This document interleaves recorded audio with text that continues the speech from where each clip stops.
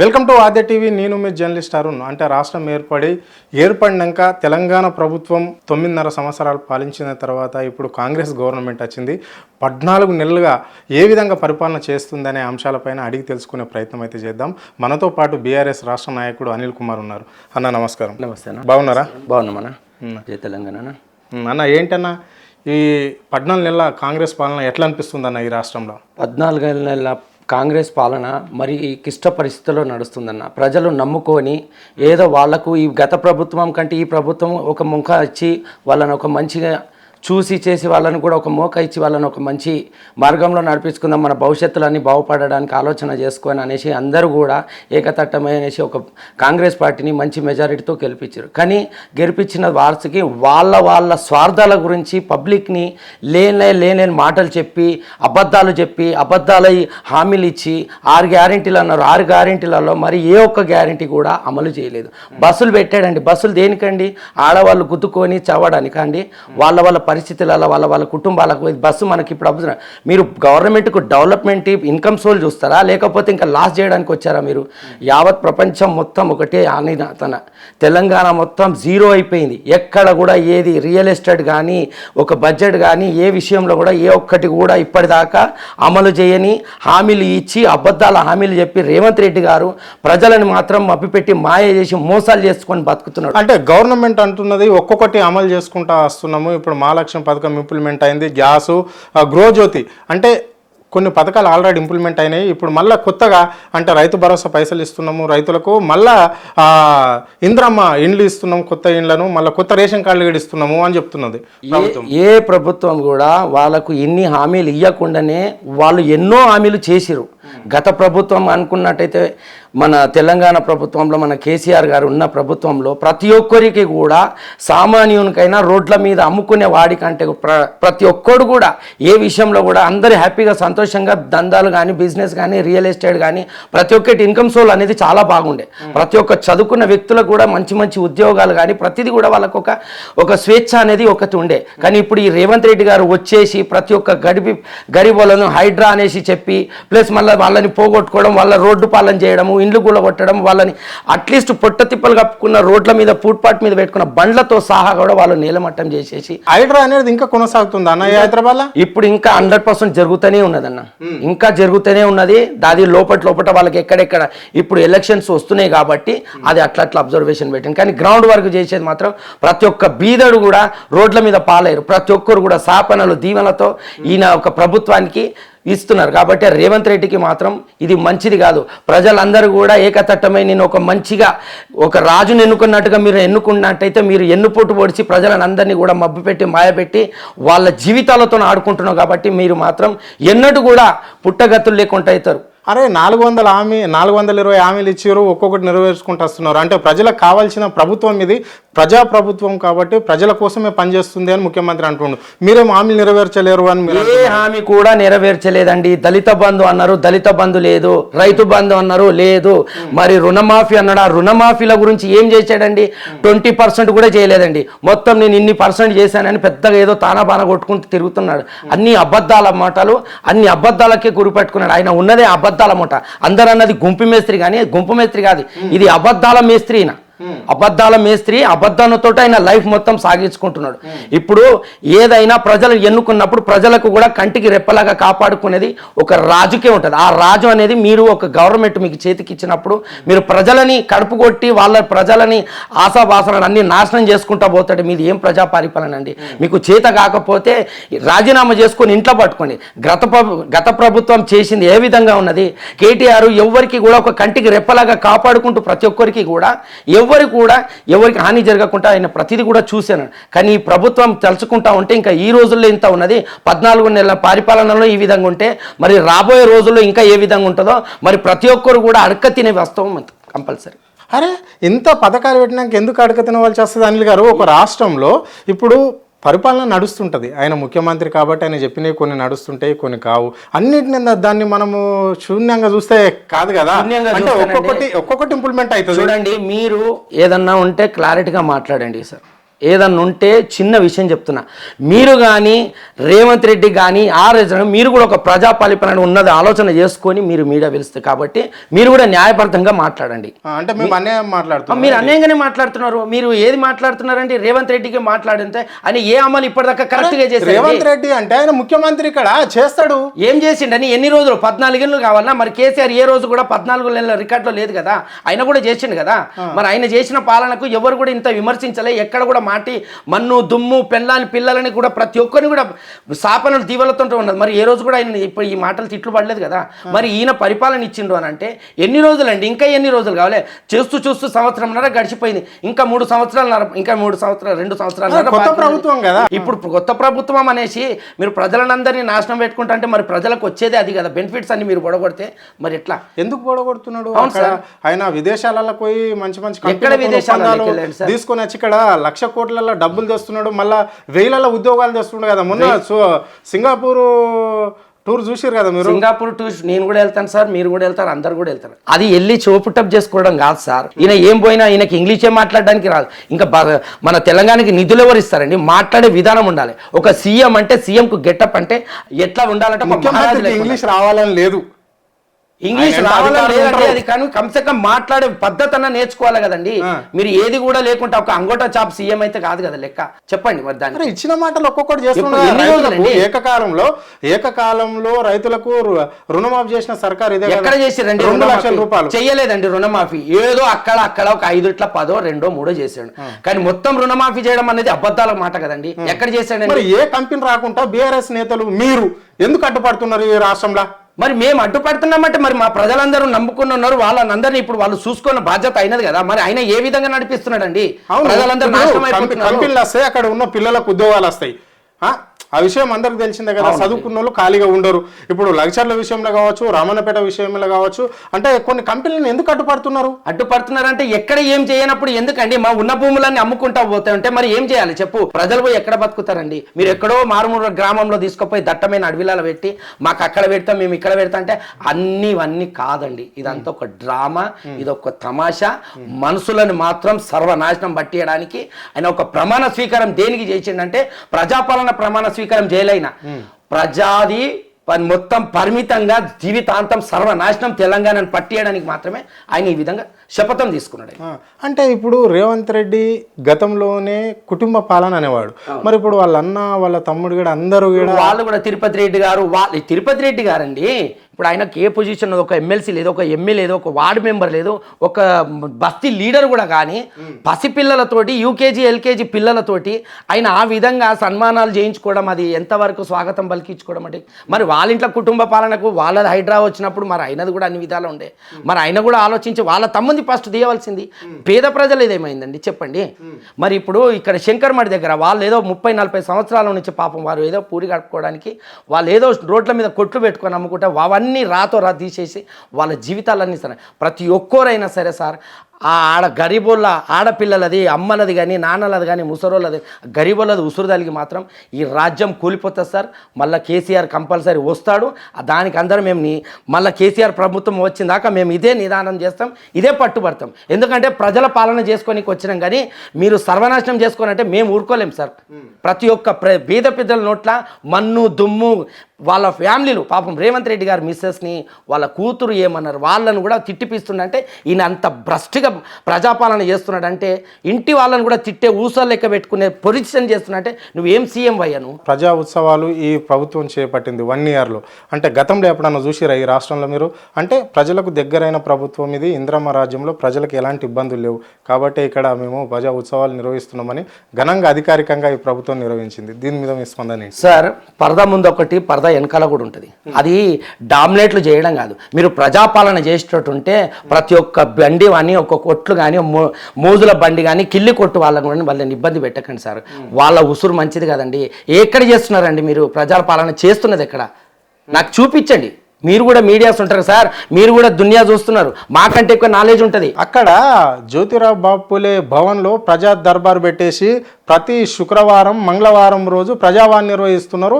అక్కడ డైరెక్ట్ గా జనాలే పోతున్నారు కదా సమస్యలతోటి ఉంటాయి. పెట్టింది ప్రజా దర్బార్ అనేసి ఆ యొక్క క్యాంపస్ లో అది తీసేసి నువ్వు ప్రజా దర్బార్ అని పెట్టిన నెక్స్ట్ డే మీరు లేరు.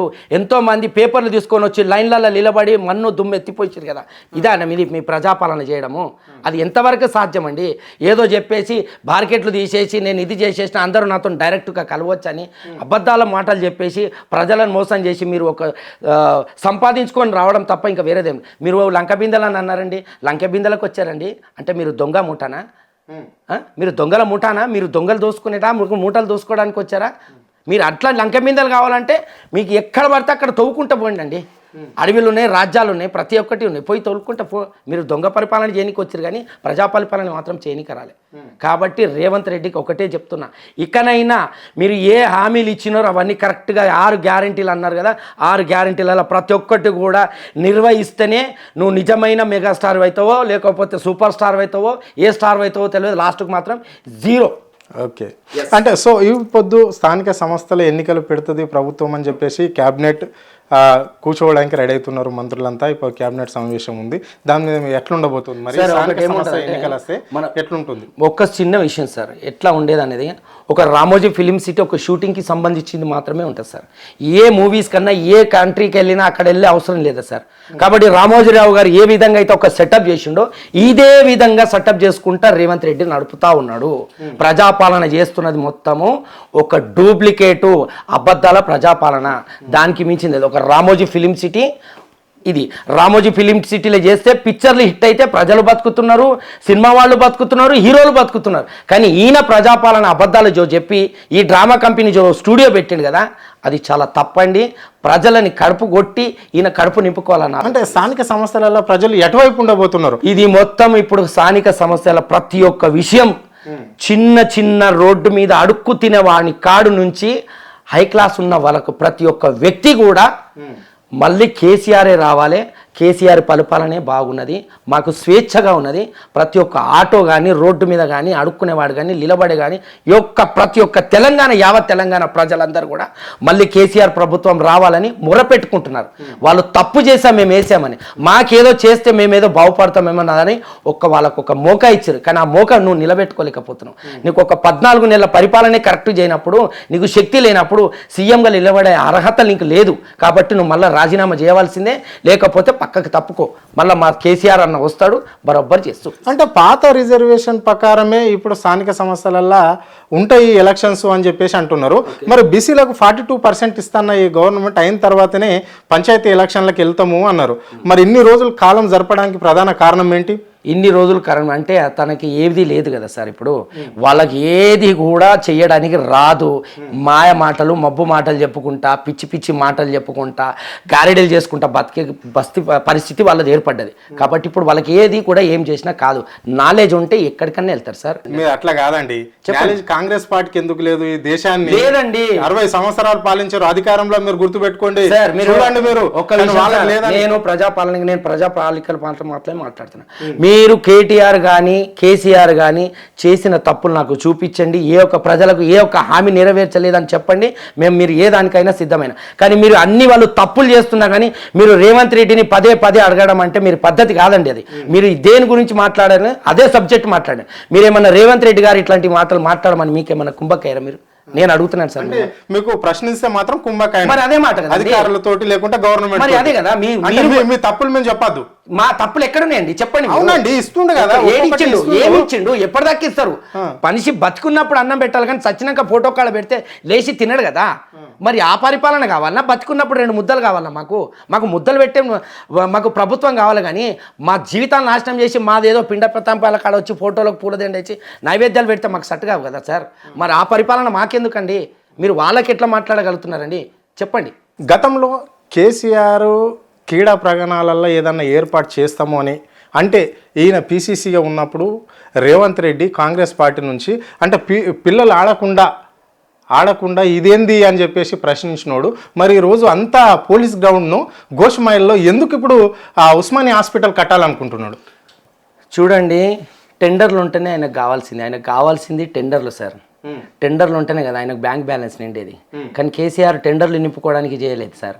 ఆయన చాలా డెవలప్మెంట్ చేశాడండి. అలా టెండర్ నింపుకుంటే ఇవాళ హైటెక్ సిటీని మీరు చూడండి, ప్రతి ఒక్క పెద్ద పెద్ద నాయకులు కానీ బయటి దేశం నుంచి వచ్చిన వాళ్ళు కూడా మా అవుట్ ఆఫ్లో కూడా లేకుండా ఇక్కడ అంత సుందరమైన నగరంగా ఏర్పాటు చేశారని ప్రతి ఒక్కరు కూడా సంతోషపడ్డారు సార్. ఇక్కడ ఉన్నోళ్ళు మళ్ళీ మనకు బయట దేశంకి వెళ్ళే అవకాశం లేదు. మేము బయట దేశంలో ఉన్నంత అనుభూతి సంతోషంగా హ్యాపీగా ఫీల్ అవుతారు సార్ మన తెలంగాణ ప్రజలందరూ కూడా. ప్రతి ఊరు నుంచి పల్లె నుంచి వచ్చి మేము ఒక హైదరాబాద్ కాదు, మేము ఒక లండన్కి వచ్చినామో ఒక అమెరికాకి వచ్చినామో అనేది ఫీలింగ్స్తో హ్యాపీగా వచ్చి 4 రోజులు గడుపుకొని వెళ్ళే పొజిషన్ తీసుకొచ్చింది మన ఒక కేసీఆర్ సార్. అట్లా అనుకున్నట్టు ఉంటే జోబులు నింపుకున్న వాడు ఉండే ఇవాళ మనకు హైటెక్ సిటీ డెవలప్మెంట్ కాకపోయేది సార్. ఐటీ కంపెనీలు ఇక్కడ కేటీఆర్ గారు తీసుకొచ్చి ఇక్కడ పెట్టకపోతుండే సార్. వాళ్ళ జోబులు నింపుకునేది ఉంటే ఇవాళ మన హైదరాబాద్ తెలంగాణ మొత్తం ఇవాళ ఈ విధంగా కాకపోతుండే సార్. మీరు ఒక్కటి ఆలోచించండి సార్. మరి ఇవాళ మీకు పనికి రానివి చౌరస్థలాల్లో అవి ఈ బొమ్మలు బోకెలు ఇవన్నీ అవసరమా సార్? మీరు ప్రజాపాలన చేయండి, ప్రజలకు ఏదైనా పెట్టండి సార్. అది ఉస్మానియా హాస్పిటల్ ఉస్మానియా హాస్పిటల్ ఆయన ఓన్లీ టెండర్ గురించే సార్. టెండరు అది కడితే పైసలు వస్తాయి కాబట్టి ఆయన బ్యాంక్ బ్యాలెన్స్ నింపుకుని, ఎందుకంటే ఆయన లంక బిందెలు ఏం దొరకలే కాబట్టి ఈ బిందెలు దోరాడదామని ఈ బిందెలకు వచ్చిండన్న. కాబట్టి ఉస్మానియా హాస్పిటల్ ఎక్కడున్నదో దాన్ని పునరుద్ధరణ చెయ్యాలి కాబట్టి దాన్ని రినివల్ చేయండి. అది మీకు అది ఉన్నది కాబట్టి గత ప్రభుత్వం. మరి ఎందుకు కేసీఆర్ చేస్తా అంటే అడ్డుపడవలసిన అవసరం ఏమొచ్చింది? కేసీఆర్ చేస్తే అడ్డుపడవలసిన మన వీళ్ళకు కావాల్సిందే కదా సార్. ఏదైనా కానీ ఒకటి ఆపితేనే కదా మనకు పొట్ట నింపేది.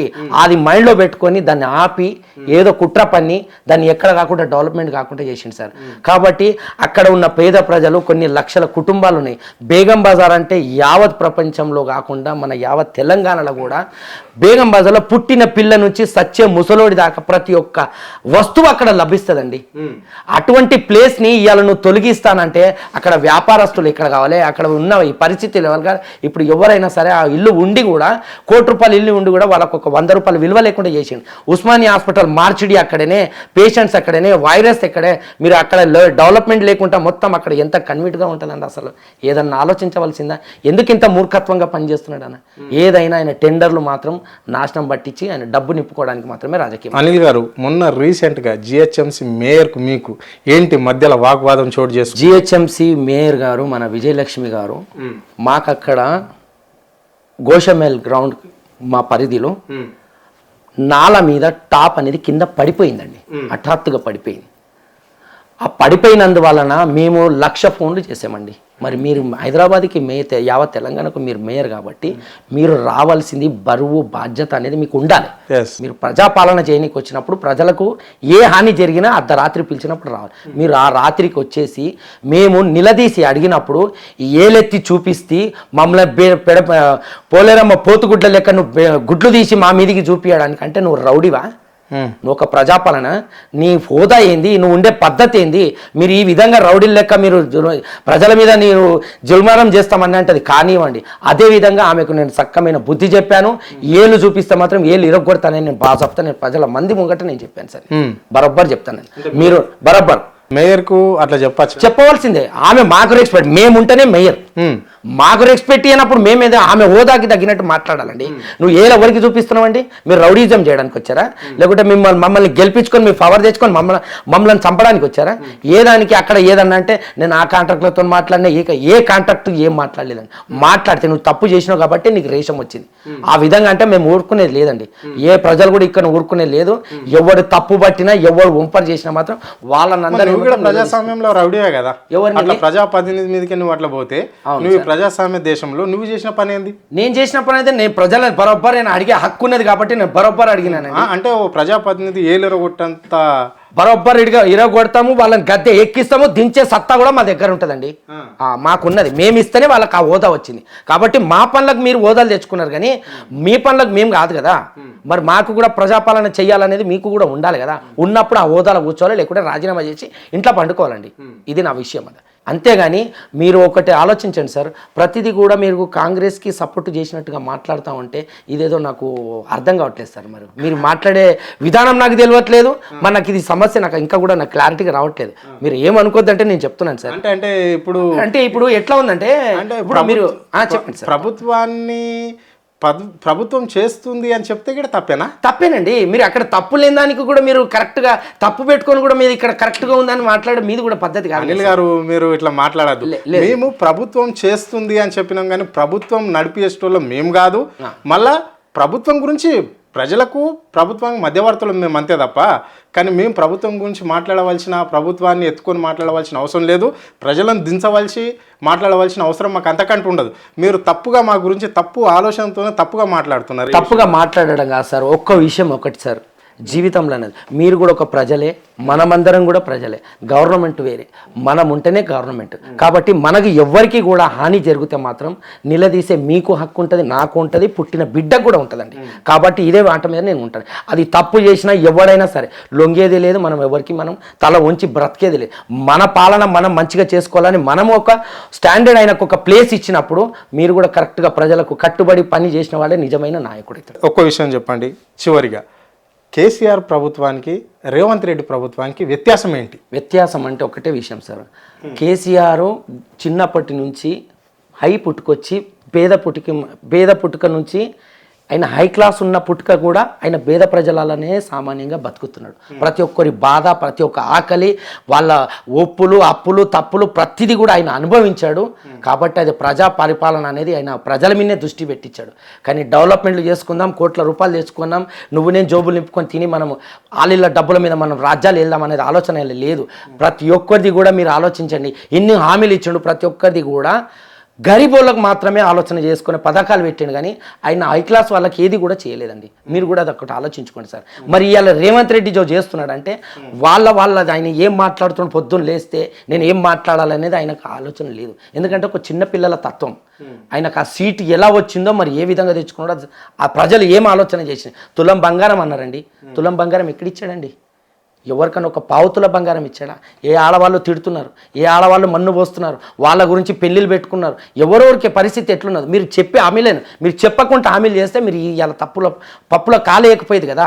మీరు ప్రజారాజ్యం చేయాలి అనుకుంటే, ప్రజల సేవ చేయాలనుకుంటే ఎక్కడ చేస్తారు? హైడ్రాది అంటే మరి గత ప్రభుత్వంలో కూడా ఉండే సార్ అది. మరి దాన్ని కేసీఆర్ ఎందుకు అమలు చేయలేదండి? ప్రజల కడుపులు కొట్టొద్దు, వాళ్ళ నీడలు గూడులు గొడగొట్టి వాళ్ళని అడవిల పాలు చేస్తే మరి ఆయన కూడా అడవిల పాంటి పెరిగిన వ్యక్తే కదా, ఆ నీడ అనేది కాపాడాడు సార్ ఆయన. ఆ విధంగా ఆలోచించుకోవాలి. ఈయన వస్తూనే అన్ని తటా చెప్పలే చేయకుండా ప్రతి ఒక్క కుటుంబాలు ఇళ్ళల్లో ఉన్నాక కూడా మీరు అన్ని కూడా సర్వనాశనం పట్టించి వాళ్ళని నేలమట్టం చేసి వాళ్ళని దిక్కుదోష లేకుండా రోడ్ల మీద పాలు చేస్తే మీకు ఏం ఎలా పండుకుంటున్నారంటే ఇంట్లో చెప్పండి. మీ విధంగా మీకు అదే ప్లేస్లో ఉండి ఒక రోజు ఉండి తెలుస్తుంది. డబల్ బెడ్రూమ్ అని పాట పాడావు కదా, డబల్ బెడ్రూమ్ కట్టింది కేసీఆర్ సార్ కట్టిండు. అన్ని డబల్ బెడ్రూమ్లు కట్టింది ఆయన ఇచ్చిండు. మీరు లాస్ట్కు ఎలక్షన్ ముంగట ప్రజలై దళిత బంధు అవి డబ్బు రుణమాఫీ ఆ డబ్బులు 7,000 కోట్ల రూపాయలు పెట్టుకొని కూడా వెయ్యమంటే కూడా వెయ్యకుండా దాన్ని స్టాప్ చేసిరు. ఎందుకు? అది వేస్తే మళ్ళీ కేసీఆర్ 100% గెలుస్తాడన్న ఆలోచన చేసి అది వెయ్యకుండా ప్రజలను మోసం చేసి మీరు అది కూడా ఉసురు పంచుకుంటున్నారు public. Okay, right. Thank you Anil గారు, మీ అమూల్యమైన టైం మాకు కేటాయించినందుకు ధన్యవాదాలు. Thank you sir so much.